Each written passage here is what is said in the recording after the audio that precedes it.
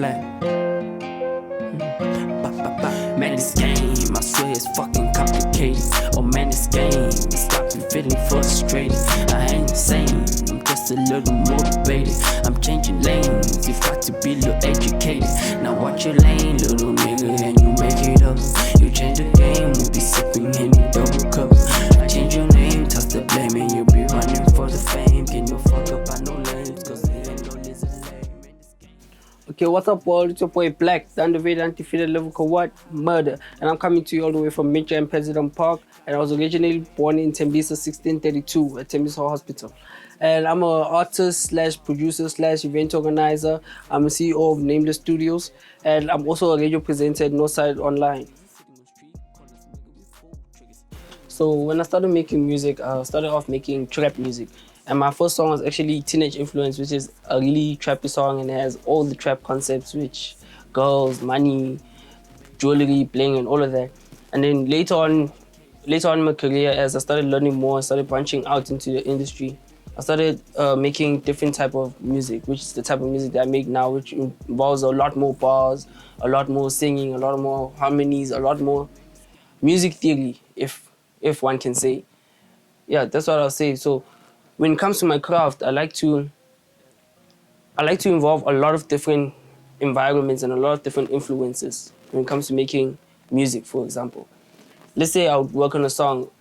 Before making a song, I'd first think about the artist that I want to have on the song, if it's a featured song. And when considering the artist, I want to first know, does the artist rap the same way as me? If yes, I don't want them on the song. You have to be different from me, because what's the point of us having the same style, the same flow? Everything that we do is exactly the same and then we want to do a song together. Is this the same thing as me going ahead and making a song alone? I'm not sure if I'm crazy or something like that. But basically what I'm saying is that when it comes to making my music and making my craft, I like to involve a whole lot of people in it. And I like to get different influences, different opinions, and different creatives when it comes. Yeah, that's how I'll make my craft. I'm not sure if you like that. Yes, I was born in Tembisa 1632 on the 24th of April 2001. But I can't say that I really grew up and I was raised in Tembisa, because at the age of 4, I moved to Midrand. But Tembisa has had so much of an influence on my music because most of the artists I work with are from Tembisa. I barely work with people from Midrand, people from the suburbs aside. And Tembisa has influenced my music because I've been exposed to people who are original. People who don't start their craft because they have money and they can afford studios to do it. But people who want to do this thing, people who are passionate about pushing music. And I say that because most people in Tembisa, don't take it as a stereotype or something like that, don't take it wrong. But I say because most people in Tembisa don't have the money to have studio time, don't have the money to go to shows, the money to print shirts, the money to have events and all of that nonsense. But you still find these guys in Tembisa having songs, making events, printing shirts, having covers, all of these things that we do in the industry, and yet they don't have the resources to do it. So I take a lot of encouragement and a lot of inspiration from Tembisa. That whole neighborhood, when it comes to Ivory, Eponi, Rabaget, Yonki, Tembisa, it has a whole lot of talent, a whole lot of uniqueness, originality, and it's a place that I'll never forget. Quite frankly, with my music, all I want to do is become a superstar. Finding hard to believe or not, a lot of people say they want to do it because they love the passion, they love making money, they love music. I do love music, I do love making money. Who doesn't? But at the end of the day, I just want to be big, dog. I want to be a celebrity, I want to be a superstar. Because when I look at the people that we look up to as human beings, as children, the first person a child will tell you that they look up to is Drake, Beyonce, Jay-Z, a celebrity. That's who we all look up to. So I want to be somebody who other people take inspiration from, who other people look up to and say, someday I want to become like that guy. So basically I want to leave my legacy. That's what I want my music to be, my legacy. Okay, the date was the 2nd of December, 2018. That's when I knew for sure that I'm going to do this whole creative entertainment industry thing. And I say that date because on that day there was a global citizen event at FNP Stadium where Beyonce and Jay-Z were going to perform, and there was a whole hype around it. And I had won 2 tickets because we were giving the tickets away for free. So before that, my mind wasn't there. It had nothing to do with music. Like legit, I didn't write music. I didn't freestyle. I didn't even know artists at that time. So I went to the show with a girl I was with at the time. Okay, I won't say the name, but it's a girl I was with at the time. So at the show, Casper, it was time for Casper to perform just before Beyonce and Jay-Z performed. And I looked at Casper's performance, nah, and the crowd went crazy. Like, the crowd went bark, dog. Like, people were crying, people were passing out. I even saw one nigga fall over the rail, dog. And I asked myself, I'm like, last year, dog, because the year before, 2017, I was at FMP on the 2nd of December. Same day, the year before.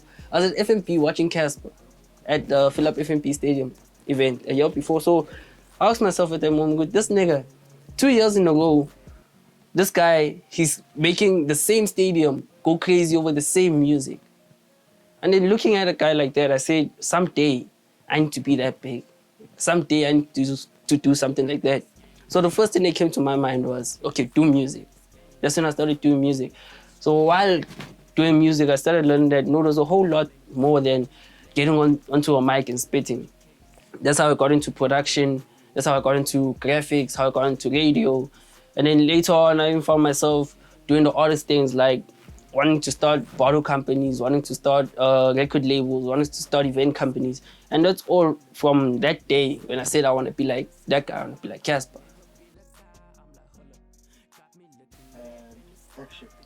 I would really say I put a lot of admiration into this kid, the Big Hash.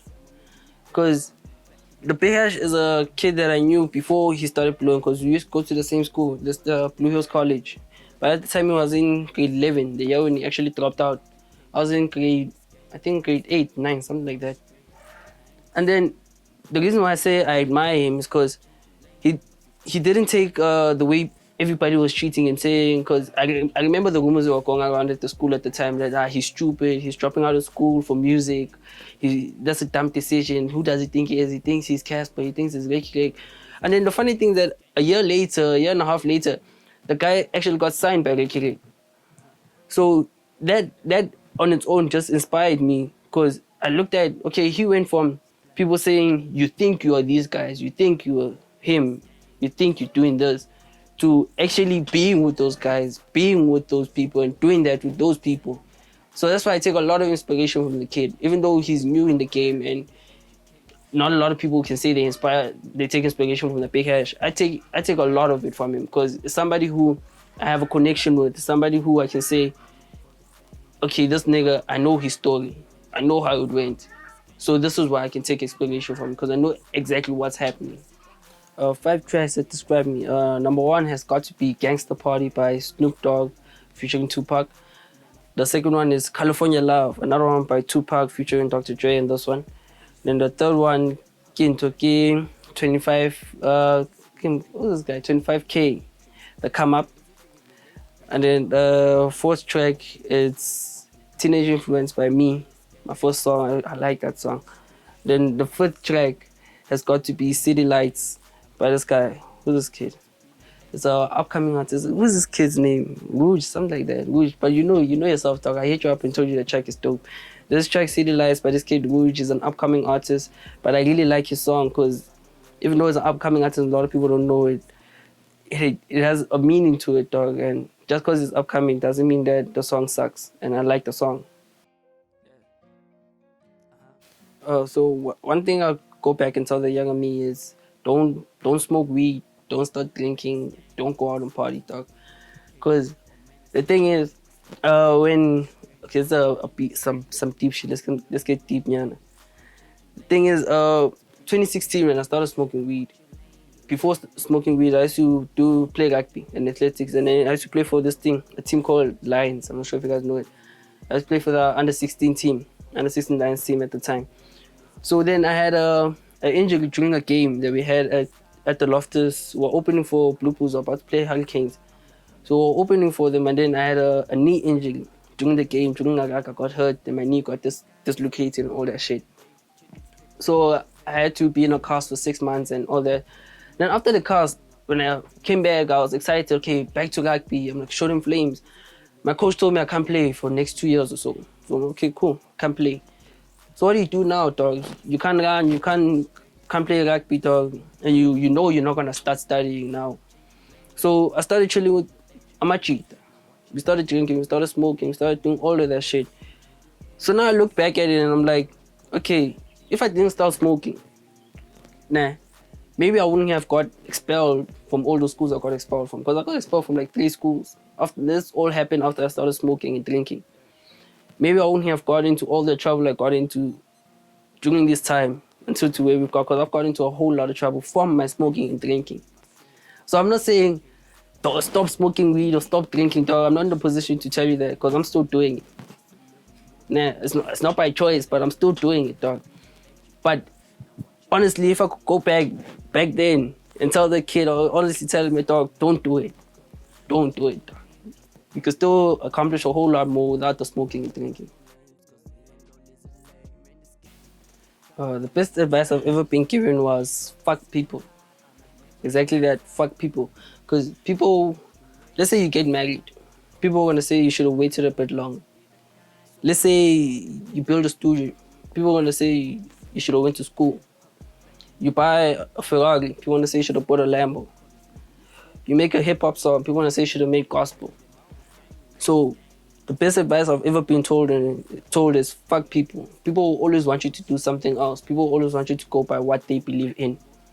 So that person taught me to that no matter what people say, just look at them, smile, agree, then carry on into whatever the fuck you're going to do before. My name is Blvck. I'm an artist, producer, CEO of Nameless Studios, and a radio presenter at Northside Online. And this was my Young Visionary interview.